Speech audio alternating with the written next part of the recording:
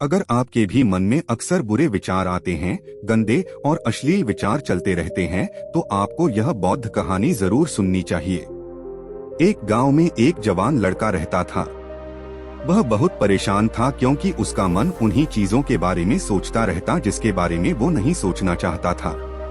वह अपनी छोटी छोटी क्षणिक खुशियों के लिए अपने दिन का ज्यादातर समय बर्बाद कर देता और फिर बाद में इसके लिए पश्चाताप करता हूँ, लेकिन वह ना चाहते हुए भी अगले दिन फिर उन्हीं आदतों को दोहराता।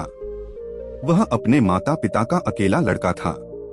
माता पिता धीरे धीरे बूढ़े हो रहे थे और वो जवान, लेकिन वो कुछ भी ऐसा नहीं कर पा रहा था जिससे उसके माता पिता को उस पर गर्व हो। वह जानता तो था कि वह अपने समय और जिंदगी के साथ गलत कर रहा है, लेकिन वो बहुत कोशिश करने के बाद भी खुद को बदल नहीं पा रहा था। वह अपनी समस्याओं के बारे में दूसरे बड़े लोगों को बताता हूँ और लोग उसे तरह तरह के सुझाव देते हैं, लेकिन फिर भी कुछ भी बदलाव नहीं आ रहा था। अब तो उस लड़के को भी ऐसा लगने लगा था कि उसका बाकी का जीवन ऐसे ही मानसिक बोझ और बुरी आदतों के साथ बीतने वाला है। इसीलिए अब वे बहुत ही उदास और परेशान रहने लगा था। एक दिन ऐसे ही हुए अपने विचारों में खोया हुआ अपने गांव के तालाब के किनारे बैठा हुआ था। तभी पीछे से उसका एक मित्र भागता हुआ आया और बड़े उत्साह से उसके कंधे पर हाथ रखकर बोला, मित्र, मुझे तुम्हारी सभी समस्याओं का समाधान मिल गया है। अपने मित्र के मुंह से यह बात सुनकर वो लड़का बहुत खुश हो जाता है और पूछता है, क्या समाधान मिला मेरी समस्याओं का? लड़के के मित्र ने कहा, ध्यान ध्यान तुम्हारी सभी समस्याओं का समाधान है। लड़के ने कहा, ये ध्यान क्या होता है? मित्र ने कहा, कल हमारे गांव में एक बौद्ध भिक्षु भिक्षाटन के लिए आए थे। गांव के सभी लोग उन बौद्ध भिक्षु से अपनी अपनी समस्याओं का समाधान पूछ रहे थे, तो मैंने सोचा कि मैं भी तुम्हारी समस्या का समाधान पूछ ही लेता हूँ। तो मैंने उन बौद्ध भिक्षु से अपने मन को काबू में करने का तरीका पूछा। मेरा प्रश्न सुनकर उन बौद्ध भिक्षु ने ज्यादा तो कुछ नहीं कहा, बस इतना ही कहा कि ध्यान ध्यान जीवन की सभी समस्याओं का समाधान है। मैंने सोचा कि तुम्हें ध्यान के बारे में पता होगा, इसीलिए मैंने उन बौद्ध भिक्षु से ध्यान के विषय में ज्यादा कुछ नहीं पूछा। अपने मित्र की बात सुनकर उस लड़के ने कहा, मुझे उन बौद्ध भिक्षु से मिलना है। वह लड़का और उसका मित्र बौद्ध भिक्षु को ढूंढने निकल पड़ते हैं। बहुत पूछताछ और खोज मशक्कत के बाद उन्हें वह बौद्ध भिक्षु बगल के एक गांव में एक पेड़ के नीचे ध्यान करते हुए मिलते हैं। वे दोनों उस बौद्ध भिक्षु के पास जाकर बैठ जाते हैं और उनकी आंखें खुलने का इंतजार करते हैं।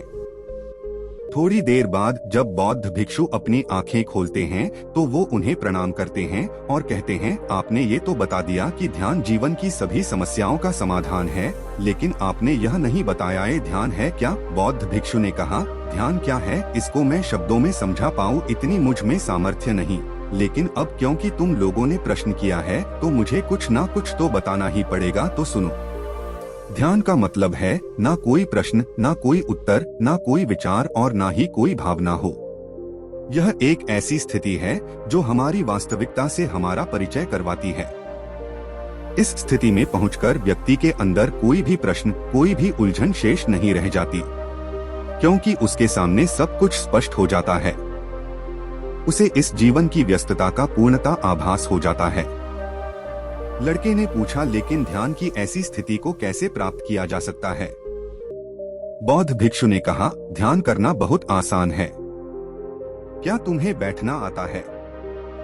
लड़के ने कहा, हाँ, मैं बैठ सकता हूँ। बौद्ध भिक्षु ने कहा, कितनी देर तक बैठ सकते हो?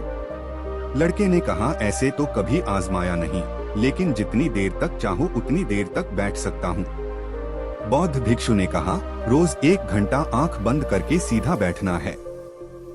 लड़के ने पूछा, कब और कहाँ बैठना है? बौद्ध भिक्षु ने कहा, कभी भी और कहीं भी, बस जगह शांत और एकांत होनी चाहिए। लड़के ने फिर प्रश्न किया, मेरे मन के ये गंदे विचार और मेरी बुरी आदतें कितने दिन में छूट जाएंगी? बौद्ध भिक्षु ने कहा, सिर्फ 1 दिन में अगर तुम 24 घंटे आंख बंद करके बैठ सको तो बौद्ध भिक्षुओं से आज्ञा ले। भाई लड़का अपने घर आ जाता है और ध्यान करने बैठ जाता है जैसे वे अपनी आंखें बंद करके बैठता है। उसके मन में तरह तरह के विचार उठने शुरू हो जाते हैं, जैसे क्या ध्यान करने से सचमुच कुछ फायदा होगा? मैं अपनी बुरी आदतों को छोड़ भी पाऊंगा या नहीं? आखिर सभी लोग मेरी इज्जत कब करेंगे? मैं तो उससे प्रेम करता हूँ, लेकिन वह मुझसे प्रेम क्यों नहीं करती? मैं ऐसा क्या करूँ कि मैं बहुत सा धन कमाऊं और अपने गांव का सबसे अमीर व्यक्ति बन जाऊं? इसी तरह के और भी विचार उसके मन में लगातार उठने लगे। फिर उसे ध्यान आया कि भिक्षु ने कहा था, ध्यान की अवस्था में कोई विचार, कोई भावना ही नहीं हो। अब वह अपने विचारों को रोकने का प्रयास करने लगा, लेकिन क्या बहती नदी के पानी को कभी कोई रोक पाया है? वह लड़का भी अपने विचारों को नहीं रोक पाता और आंखें खोलकर बैठ जाता है और सोचता है, अब तक के जीवन में बहुत से काम किए, लेकिन इतना मुश्किल काम कभी ना किया था। और वो बौद्ध भिक्षु बोल रहे थे कि ध्यान करना बहुत ही आसान है। वो लड़का उन बौद्ध भिक्षु से मिलने दोबारा अपने घर से निकल पड़ता है और उनके पास पहुंचकर कहता है, आपने तो कहा था कि ध्यान करना बहुत ही आसान है, लेकिन यह तो मुझे दुनिया का सबसे मुश्किल काम लग रहा है। मेरे बहुत प्रयास करने के बाद भी मेरे मन में विचार उठने बंधे नहीं हो रहे हैं। बौद्ध भिक्षु ने कहा, लेकिन तुमसे विचारों को रोकने के लिए किसने कहा है? लड़के ने कहा, तो फिर विचार रहित स्थिति कैसे प्राप्त होगी? आपने तो कहा था कि ध्यान में कोई विचार, कोई प्रश्न नहीं होते। बौद्ध भिक्षु ने कहा, हमारे दिमाग में हर समय बहुत से विचार जन्म लेते हैं और मरते हैं, लेकिन हमारा मन उनमें से किसी एक विचार को पकड़ लेता है और फिर उससे जुड़े विचारों के बारे में सोचता चला जाता है। इस तरीके से हमारा मन विचारों में उलझ जाता है और हम भूल जाते हैं कि हम क्या कर रहे थे।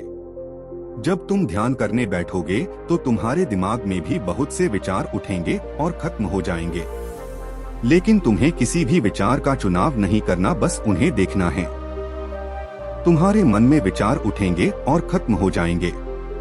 धीरे धीरे समय के साथ इन विचारों के उठने की गति कम होती चली जाए। बौद्ध भिक्षु के मुंह से ये सारी बातें सुनकर अपने घर वापस आ जाता है और दोबारा ध्यान करने के लिए बैठ जाता है। इस बार वह लड़का बौद्ध भिक्षु के बताए अनुसार अपने मन में उठ रहे विचारों को देखता है। वह कुछ देर तक तो विचारों को साक्षी भाव से देख पाता है, लेकिन फिर उसके मन में ऐसे विचार उठते हैं जिनके बारे में सोचने से वह खुद को रोक नहीं पाता और वह गहरे विचारों में खो जाता है।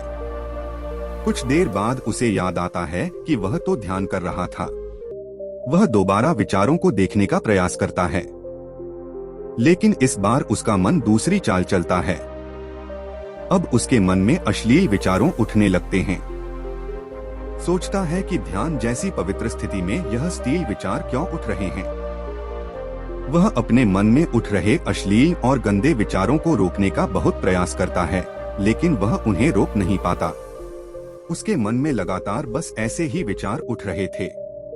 बहुत देर तक प्रयास करने के बाद जब वह लड़का परेशान हो जाता है तो वह ध्यान से उठकर सीधा उन बौद्ध भिक्षु के पास पहुंचता है और कहता है, मैं जब भी अपनी आंखें बंद करके ध्यान करने के लिए बैठता हूं तो मेरे मन में सिर्फ सलील और गंदे विचार ही आते हैं। बौद्ध भिक्षु ने कहा, कोई भी विचार अच्छा या बुरा नहीं होता, इसीलिए किसी भी विचार को बुरा समझकर उसे जबरदस्ती दबाने का प्रयास मत करो, क्योंकि हमारे द्वारा विचारों का विरोध ही उन्हें और भी शक्तिशाली बनाता है। इसीलिए किसी भी विचार का दमन करने का प्रयास मत करो, क्योंकि इस मन की प्रकृति ही ऐसी है कि हम इसे जिस चीज के बारे में सोचने से रोकते हैं, यह उसी चीज के बारे में सबसे ज्यादा सोचता है। इसीलिए तुम्हारा विचारों को रोकने का प्रयास व्यर्थ है, और जिन विचारों को तुम गंदे वो अश्लील विचार कह रहे हो, वह विचार भी तुम्हारे जीवन का एक हिस्सा है। इंसानी जीवन को आगे बढ़ाने के लिए इन विचारों का उठना भी जरूरी है। एक बात हमेशा याद रखना कि जीवन में हम जिस भी चीज को अस्वीकार करते हैं, हमारा मन उसी चीज में सबसे ज्यादा रस देने लगता है। इसीलिए जीवन की किसी भी सच्चाई को नजरअंदाज करने का प्रयास मत करो। हर चीज को स्वीकारो, तभी तुम उससे मुक्त हो पाओगे। लेकिन इसका मतलब ये नहीं कि तुम हर समय काम वासना के विचारों में ही डूबे रहो। तुम्हें यह समझना होगा कि काम वासना हमारे जीवन का एक छोटा सा हिस्सा मात्र है, पूरा जीवन नहीं। तो जीवन के इस पहलू को भी स्वीकार हो और आगे बढ़ो, क्योंकि इस जीवन में इसके आगे भी बहुत कुछ जानने के लिए है। लड़के ने कहा, लेकिन हमारा मन हमारे साथ इतनी चालें क्यों चलता है कि हमारा मन ही हमारा शत्रु है। भिक्षु ने कहा, नहीं, मन हमारा शत्रु नहीं है, ये तो बस उन्हीं चीजों को अनुभव करना चाहता है जिसमें इसे आराम मिले, आनंद आए। इसलिए जब हम कोई ऐसा काम करते हैं जिसमें शुरू में ही मन को आनंद नहीं मिलता तो हमारा मन उस काम का विरोध करता है। बौद्ध भिक्षु ने आगे कहा, अगर तुम अपने मन से बुरे विचारों को खत्म करना चाहते हो तो अपनी आदतों को बदलो। आदतों को तुम केवल तभी बदल सकते हो जब तुम्हारा मन तुम्हारे काबू में होगा, और तुम्हारा मन तुम्हारे काबू में तभी आएगा जब तुम खुद को जानोगे, जब तुम स्वयं का अनुभव करोगे, जब तुम ध्यान का अनुभव करोगे। इतना कहकर बौद्ध भिक्षु खड़े हो गए और एक हल्की सी मुस्कान के साथ उस लड़के के सिर पर अपना हाथ रख दिया। इसके बाद उन्होंने अपना भिक्षा पात्र उठाया और वहां से चले गए।